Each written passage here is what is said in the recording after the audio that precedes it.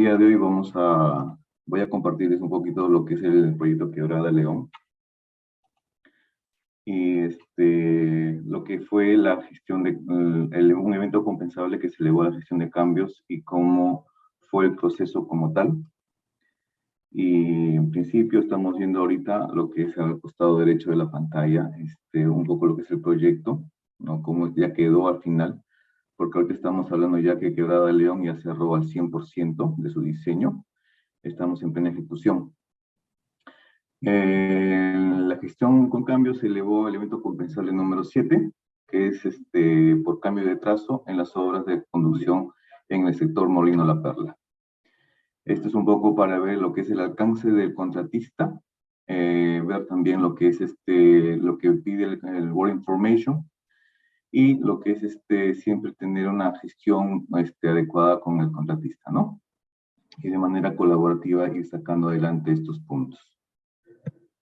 Bien, en principio, esto es la mancha del agua o el recorrido de la Quebrada León y la cumbre, que está ubicado en La Libertad, Trujillo, y fue las aguas que afectaron a todo lo que era el sector del Milagro y lo que es la parte de Huanchaco, también las aguas que venían de la parte de la cumbre. También podemos ver imágenes en las cuales vemos cómo afectaron en el 2017, ¿no? Afectando lo que es vías principales, zonas, áreas productivas y demás. Y de esta manera fue al final como desemboca en Huanchaco, rebalsando el canal existente que actualmente se tiene en el proyecto. Ahora, también podemos ver acá, después del 2017, cómo se plantearon en el perfil diferentes propuestas de solución de cómo atender las aguas, ¿sí?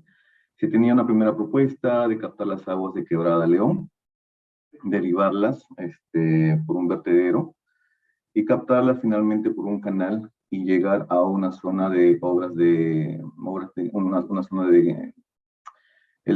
zona de sistema electromecánico y luego derivarlos nuevamente por la canalización existente hacia la zona que conocemos con el nombre de Hotel Bracamonte. Luego teníamos una segunda opción en la cual era no hacer obras. En la anterior se hacían diques de retención y sedimentación. En la segunda opción se tenía solamente dejar que las aguas fluyan, ser captadas por el canal existente y derivarlo en base a dos zonas de descarga, que era por el Bracamonte y por la parte norte, a 1 kilómetro de los huachacales existentes en el balneario de Huanchaco, para los que conocen la zona. Pues también se tenía la captación de las aguas de la cumbre, y se conectaban al canal existente que hasta la fecha estaba funcionando hasta el 2017, cual superó el volumen de agua que en aquella época fue un evento extraordinario y que nadie contemplaba este evento como tal, ni siquiera las instituciones medioambientales, ¿no? Finalmente se tenía una tercera propuesta en el perfil, en el cual se hizo una mixtura entre las dos. Se hacía obras en la parte de la cabecera de León, se hacían diques retenedores, sedimentadores, se intervenía en lo que es la faja sur, pero igual se mantenía con dos zonas de descarga en lo que es la parte antigua de Bracamonte y para el norte a 1 kilómetro de Huachacales. Todo este análisis lo tomó en cuenta el contratista para hacer una propuesta final. ¿Qué es lo que optimizó el contratista? Dijo, ok, esto es la opción que se tiene en el proyecto. El proyecto como tal contempla pues, intervenir dentro de la ciudad, entrar en la zona del Milagro, entrar en la zona de Huanchaco y hacer que este canal, pues, hacerlo crecer en dimensiones y a la vez hacer expropiaciones o, bueno, ver lo que es la afectación predial y entrar en todo un tema de deliberaciones, un tema de trabajar conjuntamente, netamente social, porque estos proyectos son sociales, involucraría quizás un desarrollo mayor del proyecto. ¿Qué es lo que hace el contratista? Plantea que esta canalización vaya por fuera de la ciudad. Ya no entrar a la zona del Milagro en Huanchaco, sino activar todo lo que es, como lo conocemos o lo hemos denominado nosotros, Canal Norte, el cual va fuera de la ciudad y desemboca al norte de Huanchaco, a 1 kilómetro de los Huachacales. Es así como se tiene ya que la mancha de agua, y en la cual se ve cómo se ha planteado en la parte de la cabecera una poza con diques, Ya el canal es un canal más o menos de 20 kilómetros que se ha recorrido hasta la zona de Huanchaco, con una captación en la parte de la cumbre, y se mantiene un remanente, un espacio del canal de la faja sur, como lo hemos denominado, el canal antiguo, para captar un volumen de 7 metros cúbicos y poder retenerlo en esta zona, el cual no tiene mucho efecto, no tiene mucho riesgo. Es de esta manera como queda al costado ya derecho, vemos cómo quedaría el proyecto ya dividido en paquetes para ejecución, ¿no? Tenemos en ejecución dividido en 15 paquetes, las cuales ya se vienen construyendo el paquete C1 y el paquete C6. Y el evento compensable que fue derivado de la Junta de Cambios es este de acá, que está con sombra verde, que es el paquete C4, el cual lo hemos denominado de esa manera, y el cual entramos en un tema de riesgo en la parte predial. ¿Qué es lo que sucede? El contratista, al plantear la nueva propuesta que le pide dentro del contrato, que debe proponer un mejor diseño, debe proponer unas mejores alternativas, hace esta propuesta, hace el trazo, y dentro de su liberación predial encuentra a este señor, el señor Ganosa, el cual tiene un criadero de galpones, de criadero de pollos, el cual en un inicio, pues, cuando se hizo el acercamiento a la persona, no respondía a las diferentes comunicaciones que estábamos enviándole, y no teníamos respuesta ante él. Es aquí donde vemos cómo el trazo estaba afectando a sus galpones que recién había remodelado, que recién había hecho todo un tratamiento de aislamiento para un tratamiento especial de su producción de gallinas, el cual abastece a todo el norte del Perú, y es muy conocido acá en la región, y cómo el trazo hacía que dividiera su terreno, y esto haría que al pasar por acá el canal contaminaría toda esta zona, ¿sí? Principalmente estos 4 galpones, el cual disminuiría su producción, y él no estaba en condiciones no quería aceptar este trazo, no quería que pase el canal, y es por eso que el contratista, a lo largo del tiempo, va mandando comunicaciones al propietario, desde septiembre del año pasado, diferentes solicitudes.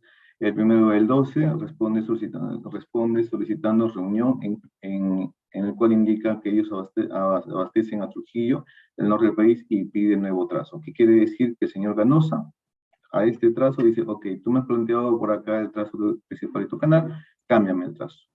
Yo te acepto que pases por mi terreno, pero cámbiame el trazo que no me afecte en mis galpones. Correcto, nuevamente se hizo solicitudes de reuniones para allá con el nuevo trazo, el 21 de enero. El contratista, pues, conjuntamente con el se propone una propuesta técnica a una solución al propio consorcio. El consorcio lo evalúa, siguen las conversaciones, pero el 22 del 13, el 22 de marzo del 22, el propietario de Granja La Perla dice: manifestamos nuestra negativa a la visita que ustedes en forma arbitraria y unilateral han programado para el 25 de marzo del 2022 a las 10 a.m. y de esta manera ya se toma una posición negativa hacia el proyecto. No nos dejarían continuar con este trazo, no nos permitirían que por acá pase el canal. Esto nos llevaría a un tema de expropiación. Y a un tema de expropiación nos tomaría un plazo de 6 a 7 meses, en la cual no se podría desarrollar ingeniería, no se podría desarrollar. En esta zona tenemos un camino Inca, en el cual se tendría que hacer todo un tema de PEA, de PRA, posiblemente un PRA. Entonces se paralizaba un porcentaje, son 4 kilómetros que se paralizaba el proyecto, el cual poner en riesgo, y esto determinaría un mayor plazo, ¿no?, para el proyecto. Entonces, ¿qué es lo que sucede? Acá vemos ya el evento compensa, cómo se dio todo este tema. RCC acepta la alternativa el 16 de marzo. ¿Cuál es la alternativa? La alternativa es esta alternativa en la cual propone el contratista este nuevo trazo, y en el cual determina cómo se va a desarrollar el proyecto. Ok. Posteriormente, Molino La Perla rechaza el ingreso a su predio, que es el 22 de marzo. En este lapso de tiempo, entre el 22 de marzo y el 26 de abril, Se dieron conversaciones, vale decir que el gestor no se quedó quieto, no se quedó con la propuesta de, ok, nos vamos a expropiación, sino siguió conversando con el propietario, hasta el 26 de abril, que Molino La Perla acepta cambio de trazo. Es a partir de ese punto, en marzo, abril, teníamos 2 meses que habían pasado de conversaciones con el contratista, comparado a 6 a 7 meses que nos íbamos a ir a expropiación. Es el que acepta el propietario, acepta el cambio de trazo propuesto por el contratista, que vamos a ver más adelante cómo quedó. Es así, de esta manera, que el contratista presenta al RCC su análisis multicriterio el 28 de abril, su SCBA el 19 de mayo, los cuales son aceptados como la nueva propuesta. Y después de esta fecha, del 19 de mayo, vamos a un punto en la cual ya CBS envía un evento compensable. Vale decir que después de haber transcurrido todo este tiempo, ok, te presenta un evento compensable en el cual, bajo entender en un inicio por parte de esta gerencia, determinábamos que era parte de su alcance. Que el evento compensable decía, ok, mira, me demoré un tiempo acá, cambié el trazo, y el cambiar ese trazo a mí me afectó un tiempo, y en tiempo en el cual no pude desarrollar ninguna ingeniería, no pude desarrollar ningún PA, ningún problema, y eso a mí me afectó directamente. Ok, RCC lo entendía, como decían en un principio, la gerencia lo entendía que era parte de su alcance, y rechazamos este evento compensable. Ok, el contratista no tranquilo, como, bueno, hay que entender que todo contratista pues siempre, y es así, la mayoría que tenemos los contratistas siempre están viendo la forma de cómo justificar muchos eventos compensables, pero en este caso lo eleva a la DAP el 5 de agosto, nos comunica que va a elevar este evento compensable de la DAP. Ok, nosotros inmediatamente activamos una coordinación con el área legal, y el área legal analizamos internamente el evento compensable y nos dice, ok, esto es un evento compensable en el cual el contratista, dentro de su alcance, sí se determinaría como evento compensable. ¿Por qué? Porque ya definió un trazo, definió una propuesta, y dentro de su propuesta está desarrollando, ya que viene el efecto de cómo la propuesta está ya afectando a su propio desarrollo del proyecto. Vale decir que ya el alcance del contratista está cambiando, está tomando más tiempo, está tomando otras soluciones que no es parte del proyecto inicial que era el PIB. Es en ese sentido que nos orientan y nos dicen, ¿saben qué? Entren nuevamente en conversaciones con el contratista, hablen y terminen un tiempo en la cual ambas partes lleguen al acuerdo y se pueda cerrar este evento compensable y no llevarlo a una sumisión dada. Ok, de esta manera pedimos una ampliación de plazo al DAP para que no se genere esta sesión, y fueron tres veces las que se solicitó este tema de ampliación de plazo para que se lleve la sumisión como tal, que sí se puede hacer. Y en esos plazos, ¿por qué los pedimos 3 veces? Pedimos por un tema de negociación, ¿no? Entonces, nuevamente pedimos al consorcio que envíe el evento compensable como tal, para nuevamente analizarlo. El 15 de septiembre se acepta este evento compensable con la causal, y entonces comenzamos un tema de la etapa de cotización y un desarrollo como tal. El 19 de octubre se acepta la cotización, y de esta manera ya que comenzamos a desarrollar toda la documentación. ¿Para qué? Para presentarlo a la Junta de Cambios. Con este punto, con la fecha, que era el 11 de noviembre, la última fecha en que habíamos programado para tener una audiencia DAP, ¿no? Y no llegar a este punto. De esta manera es cómo se concilia con el contratista, y este es el trazo el cual cambia, ¿no? Anteriormente este era el trazo inicial, de esta manera afectaba a los galpones. Este fue el trazo que propuso el contratista, el señor Ganosa, no afectando ya no por afuera de sus galpones, ya no afectaría su zona que había sido aislado, ¿no? Para que no tengan contaminación. Y más o menos acá teníamos una afectación de 580 metros lineales que estaba siendo trasladado el proyecto. Esto no nos afectaba en costo de diseño, pero sí nos afectaba en costo de construcción. Eso sí lo vimos en la cotización para el evento compensado. ¿Cuánto era el costo? El costo era 6.446.000, que también afectaba en costo y también afectaba en la línea base del proyecto. Ahora, todo este evento compensable fue analizado en base al último cronograma aceptado, que era en el mes de enero. Ok, sí, el mes de enero, y esto fue presentado, este evento compensable como tal, fue presentado el 10 de junio. Vale decir que no se tenía, eso también es un punto importante para hacer una evaluación de evento compensable y tener claridad en este tema, y eso fue lo que nos demoró el tener los tiempos establecidos y claros con el contratista y con nosotros, ¿no? Con RCC.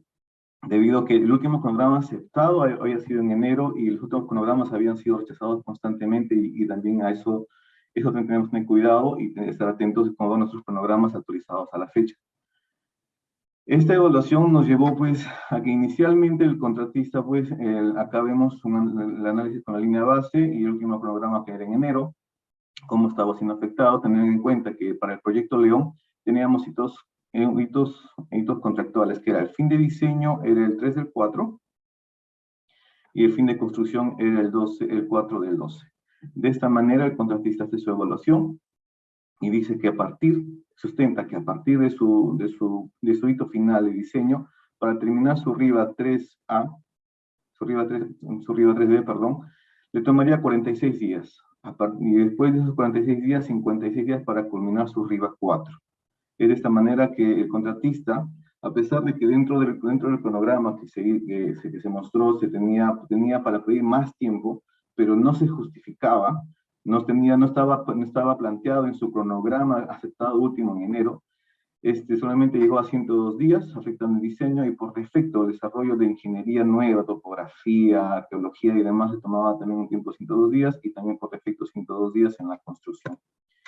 Para llegar a estos tiempos se hizo una metodología, un análisis forense de diseño con metodología TIA, en la cual se hace un análisis del cronograma. Y como les decía anteriormente, el contratista estaba siendo afectado, perdón, 270 días, disculpen, 170 días en lo que era para el tema de diseño, pero el contratista solamente justifica o solicita 102 días porque no le dábamos el cronograma. Y para la construcción también estaba solicitando 188 días para la construcción, el cual dentro de su análisis de esta metodología, solamente dio para la construcción 102 días, mediante este análisis de análisis forense que se hizo con el planner, y que es importante trabajar y tener esa claridad por parte de ellos, y que se tenga la información y que tenga pues un cronograma aceptado mensualmente. Bueno, es de esta manera como se sustentó a la Junta de Cambios, es de esta manera como llegamos a conciliar los tiempos y cómo llegar al alcance, tener claro el alcance del contratista y cómo puede ser afectada una propuesta, ¿no? En las conclusiones, bueno, a la fecha, el acta sigue vigente de dar pase al proyecto por parte del propietario. El impacto en plazo fue manejado mediante una metodología forense, que ya les expliqué, son 102 días de afectación, diseño y construcción. Y principalmente se hizo una reducción de 102 días, 188 para la construcción, en la cual pues se sustentó al contratista que ellos estaban, según la cláusula Z.3, el pronunciamiento de la gerencia del proyecto, el cual el impacto de la construcción, debido a que casi todos los especialistas pasan por la ruta crítica del cronograma en enero 2022, y en consecuencia a la eficiencia que tiene que demostrar el contratista de acuerdo a la cláusula 7.3. ¿Sí? Lecciones aprendidas y recomendaciones. Es necesario una evaluación integral sobre la situación de los predios a liberar, debido a que podrían considerarse como un problema crítico del proyecto, sobre todo en aquellos predios que pertenecen a personas jurídicas, ya que su afectación predial propia podría impactar sus procesos productivos, teniendo que enfrentarnos en escenarios de expropiaciones que generan retrasos significativos al proyecto, y además podría generar impactos sociales, alterando la imagen y reputación del proyecto. Cuando se tenga casos de liberación predial en los que el impacto es muy alto, y esto podría generar retrasos del proyecto sobre costos y problemas sociales y de reputación, es mejor considerar la posibilidad de replantear el diseño, ya que esto beneficiaría mucho más al proyecto. Es importante tener un cronograma aceptado lo más cercano al evento compensable. Y esta es la última lección aprendida, y lo más con lo que podría cerrar esta exposición, es tener en claro el alcance del contratista en base a lo escrito en el Work Information, y su alcance como gestor en cuanto a riesgos y permisos que no se completan como parte de su gestión. Vale decir que hay que tener claro qué es el alcance del contratista, qué es lo que es el Work Information y cómo está trabajando, y de esta manera aceptar eventos compensables que se dan en el camino, y que muchas veces el contratista justifica, y por no tener una claridad de su alcance inicial, es que se está rechazando constantemente los eventos compensables, y de esta manera podríamos tener una mayor tiempo en plazos o en cuanto a tiempo, costo, pero lo importante es que siempre se tenga la claridad. el alcance inicial del contratista, qué dice Work Information y en el transcurso del desarrollo del proyecto, qué afectación está dando y qué es parte de su gestión y qué pone en riesgo el proyecto, ¿no? Por mi parte sería todo lo expuesto, me quedo abierto a las consultas por parte de los colegas. Gracias. Muchas gracias, Ronald. Tu explicación ha estado muy detallada. Estoy segura que es muy útil para todos haberte escuchado. Ok, quienes tengan un comentario o pregunta o aporte, por favor pongan la manito para arriba. Vamos a empezar con un comentario de Marco Ley. Sí, ¿cómo estás? Buenos días a todos. Felicitaciones, Ronald, por tu exposición y, bueno, quería consultarte en concordancia con con la introducción que dio el arquitecto Mosqueira. Explicas que hubo una conciliación para poder, para no llegar a un tema de sumisión con el DAP. Quisiera quizás nos amplíes un poco el tema de la participación del DAP en este proceso de conciliación. Me parece de suma importancia para evitar esos retrasos en los proyectos, ¿no? Que normalmente se ven porque no se llega a una conciliación entre las partes, ¿no? Eso quisiera que quizás nos amplíes, porque parece interesante el tema ahí el tema de conciliación para poder determinar el plazo y no llegar a una controversia con el contratista. Hola, gracias por la consulta, Marco. Como dije durante la exposición, es importante por parte de la gerencia. Sí. ¿Me escuchan? Sí. Es importante. ¿Pareció? Me dijo que te iba a llamar. Ok. Es importante tener en claro, como dije, el alcance del proyecto. Al no tener claro el alcance del proyecto por parte del contratista y lo que viene como tal, como parte de su gestión, el DAP en nuestro caso es un DAP en el cual siempre nos llama, bueno, creo que en todos los DAPs es de esa manera, es la cual nos llama a conciliar y ver las soluciones al proyecto. Ellos por su parte principalmente, como dije, fueron muy accesibles y creo que y también es parte de su alcance en que, en que la sumisión como tal no se pueda trasladar, digamos, hoy día es la fecha de sumisión, podríamos trasladarlo 15 días, 15 días, dependiendo del tiempo que nosotros como consorcio y RCC necesitemos para llegar al punto final, que era principalmente el conciliar este evento compensable y no llegar a una sumisión y también tener nosotros como RCC con la parte legal, como dije, vimos que sí era factible que esto sí se considere como un evento compensable y de llevarlo al DAP íbamos a perder sí o sí. Todo por no tener claro el alcance como tal del proyecto, ¿no? Y el alcance del contratista, contractualmente y bajo un planteamiento que él estaba presentando inicialmente, ¿no? Después de su propuesta, ¿no?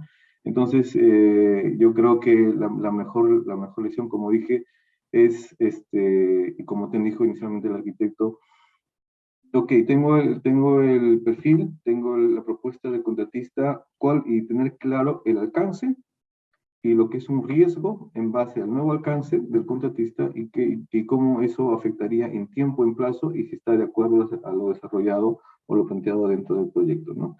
Por eso es importante, yo creo que tener a partir de esta experiencia de verdad, es tener más apertura con el contratista, ¿no? No solamente, yo sé que tenemos una cultura de no confianza con otra parte, que siempre estamos a la defensiva y creo que eso es poco a poco que tenemos que cambiar y es por eso que tenemos la cláusula 10.1, espíritu de confianza y de esa manera creo que, como siempre digo a mi equipo, no pensemos en el contratista, no pensemos en la RCC, pensemos en el proyecto y este proyecto cómo va a beneficiar a mucha gente. Ese es el objetivo final, ¿no? Creo que con eso me podría quedar. Buen mensaje, Ronald. Muchas gracias. Muchas gracias, Marco, por la pregunta, a Ronald por la respuesta. Y efectivamente coincide que ese es el mensaje que veía la ejecución del proyecto. Ok, si no hay un comentario más, podemos pasar a la segunda exposición. Como les comenté, esta segunda exposición está a cargo de Joan, consultor de Utility. y nos va a hablar sobre el flujo de caja. Adelante, John. Thank you, Maya. Hi, everybody. Gracias, Mayra. Hola con todos. ¿Logran ver mi pantalla? Sí, Bien, perfecto, gracias. Ahora, en esta presentación vamos a hablar un poco acerca de lo que se refiere a la gestión de flujo de caja. Específicamente vamos a hablar acerca de los diferentes tipos de caja, de flujo de caja. Vamos a hablar de la diferencia entre la gestión de caja de flujo y también vamos a hablar un poco acerca de lo que se refiere al flujo de caja como una herramienta para poder manejar y monitorear el desempeño del proyecto. Asimismo, también vamos a poder ver cómo el flujo de caja puede tener un impacto en lo que es la parte financiera, la salud financiera y también las organizaciones con las que trabajamos como los contratistas. Muy bien. Entonces, en la primera parte me gustaría hablar acerca de los diferentes tipos de flujo de caja. Generalmente existen dos tipos distintos de flujo de caja. Uno de ellos es lo que es la organización y después la otra es el proyecto. Lo que se refiere al flujo de caja de la organización que se enfoca en lo que se refiere al flujo de caja de la RCC, está siendo usado como una herramienta por nosotros como la RCC para poder ver el siguiente mes financiero, pero también para poder agregar recursos para que uno pueda ver dónde hay los picos en lo que se refiere al proyecto y dónde necesitamos invertir más en los recursos. Se enfoca un poco más en lo que se refiere a lo que es la entrada y la salida lo que se refiere al flujo de caja en diferentes proyectos y contratos incluidos bajo lo que se refiere a lo que es la ARCC. El flujo de caja del proyecto está más enfocado en los distintos contratos y el flujo de caja dentro de los diferentes contratos incluidos bajo diferentes proyectos. El flujo de caja mayormente se usa como una herramienta para poder monitorear el avance del contrato, pero también se siendo usado muchas veces por terceras partes que están dando los fondos. Se usa como una herramienta para que puedan ver lo que se refiere a la salud financiera del proyecto y también lo que es el avance que se tiene. Y es importante poder entender la diferencia entre lo que son esos dos flujos de caja, tanto la parte de la organización como la parte del proyecto, porque tenemos que presentar ambas a diferentes socios estratégicos. Este tema es particularmente importante ahora, ya que estamos llegando a final de año y tenemos que crear lo que se refiere a un pronóstico del flujo de caja para el siguiente año financiero para poder reportarlo con el Ministerio de Economía y Finanzas y todos los socios estratégicos respecto a los acuerdos que tenemos para lo que es el próximo año. Bien. Lo que tenemos que tomar en consideración cuando se desarrolla lo que es el flujo de caja, primero, cuando se presenta el flujo de caja, tenemos que dejar en claro para quien esté desarrollando esto qué es lo que se está presentando. Y también desde nuestro lado tenemos que poder entender básicamente qué es lo que tenemos que preparar. Entonces, algunas consideraciones claves para poder tener en mente cuando estamos desarrollando esto es básicamente lo que estamos presentando frente a fechas. Estamos presentando lo que se paga en lo que se refiere al certificado de pago, el día en el que el monto se va a pagar al contratista. Estamos representando lo que son montos netos, brutos, cómo dejamos lo que se refiere al adelanto de pagos, cómo resolvemos este problema. Tomamos la retención en consideración para incluir lo que se refiere al riesgo de análisis. Todo eso tiene que estar claro cuando se presenta el flujo de caja. Por lo tanto, también he dicho que también tenemos que incluir una sección de lo que se refiere a exclusiones para que se pueda entender qué es lo que se está presentando, cómo eso se compara al progreso correcto. ¿Por qué es importante? Es importante porque, como se ha dicho, especialmente en un el flujo de caja de diferentes proyectos y los proyectos pueden tener diferentes tipos de impactos en lo que es el flujo de caja, como los adelantos que se pueden pagar en diferentes periodos, que los pagos se pueden hacer entre 50, 30, 45 días. Entonces, todo esto va a tener un impacto a través de lo que es el perfil de lo que es el flujo de caja. Con frecuencia nosotros confundimos lo que se refiere a la gestión de valor ganado con la gestión de flujo de caja. Ambos son conceptos similares, pero son distintos también. La diferencia principal entre ambos enfoques para poder determinar esto es que la gestión de valor ganado se enfoca más en lo que es la planificación y el monitoreo de lo que es el valor de las obras que están siendo ejecutadas, mientras el flujo de caja se enfoca más en lo que es la cantidad que se va a pagar a cada uno de los contratistas o a las partes que están involucradas en el proyecto. Y aquí vemos ambas metodologías y cómo se pueden dar como una terminología ligeramente distinta. En valor ganado hacemos referencia a la terminología en lo que se refiere a costo real, que básicamente nos da cuál es el valor actual de la información o de la obra que ha sido creada, mientras que en el flujo de caja usamos el término de la cantidad que se le debe al contratista o a una tercera parte. ¿Cómo se puede reconocer eso? ¿Cuál es la diferencia entre lo que es el costo real y el monto que tenemos aquí? Aquí solo vamos a mostrar un ejemplo en lo que es el certificado de pago, donde podemos identificar estos montos y pues entender la diferencia entre las mismas. Aquí uno puede ver que la cantidad, el costo real tiene muchos ítems. Uno es lo que se refiere al precio para el trabajo que se ha hecho y básicamente esto es lo que es el costo definido. Para nosotros, cualquier tipo de aprobación en lo que se refiere a los devengados también, que es algo que no ha sido reclamado como un costo definido. Estos dos nos van a dar a nosotros el valor real del trabajo que ha sido ejecutado, el trabajo físico. Ahora, lo que se refiere al flujo de caja hace referencia a la cantidad que se le va a pagar al contratista, ya sea antes o después de ello.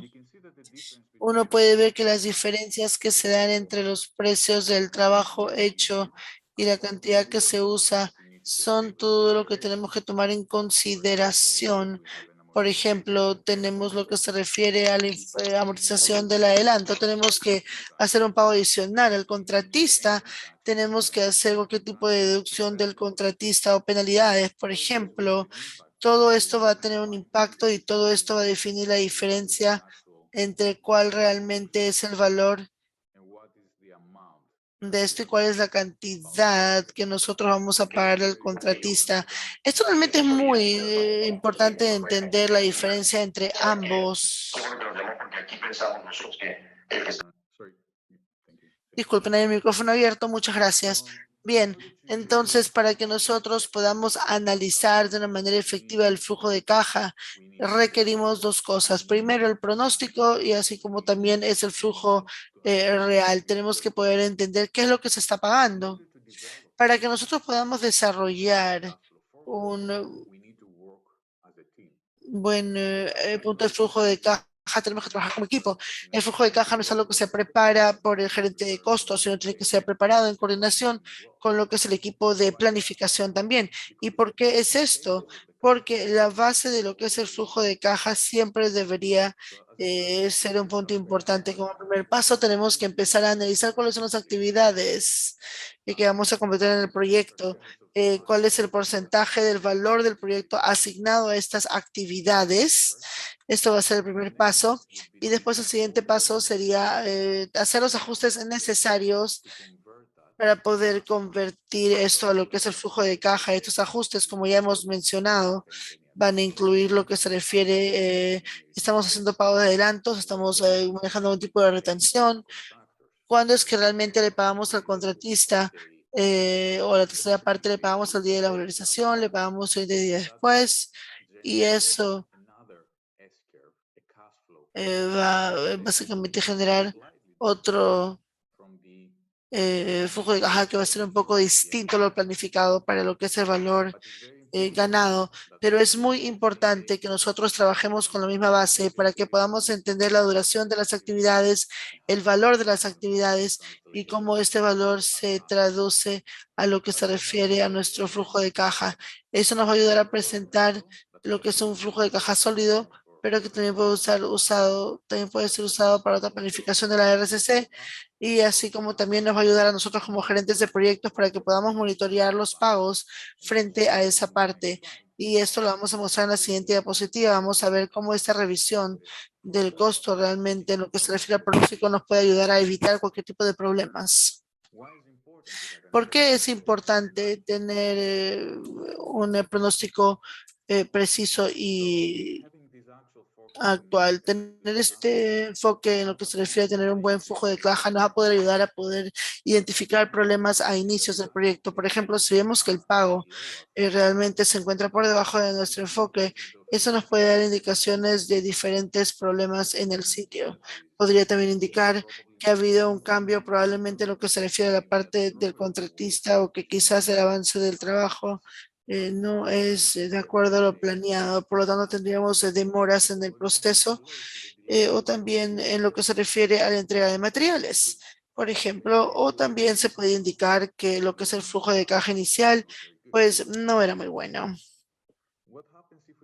¿Qué ocurre si tenemos pagos que están más allá del pronóstico? También podría esto dar lugar a algunos problemas en el proyecto que se puede ver que se está avanzando más rápido de lo pensado. Asimismo, podría significar de que tendría cambios al plan de procura. Y básicamente hemos establecido esto de una manera temprana. También podríamos decir en lo que se refiere a la inclusión del evento compensable, pero también se podría establecer en lo que se refiere al contratista que está intentando encontrar montos más altos para los problemas que tienen el flujo de caja. Esa es la razón por la cual es muy importante para poder tener lo que se refiere al monitoreo de esos puntos. ¿Por qué es importante poder tomar atención a este tipo de puntos? El flujo de caja puede ser usado como una herramienta para evaluar la necesidad de lo que se refiere a la organización y por lo tanto, en lo que se refiere al flujo de caja del contratista, estamos en una decisión difícil para poder evaluar lo que se refiere a la organización y también al no pagar los contratistas y potencialmente desalinear una parte significativa, causando inestabilidad en la organización y eso está incrementando el riesgo a lo que es el costo.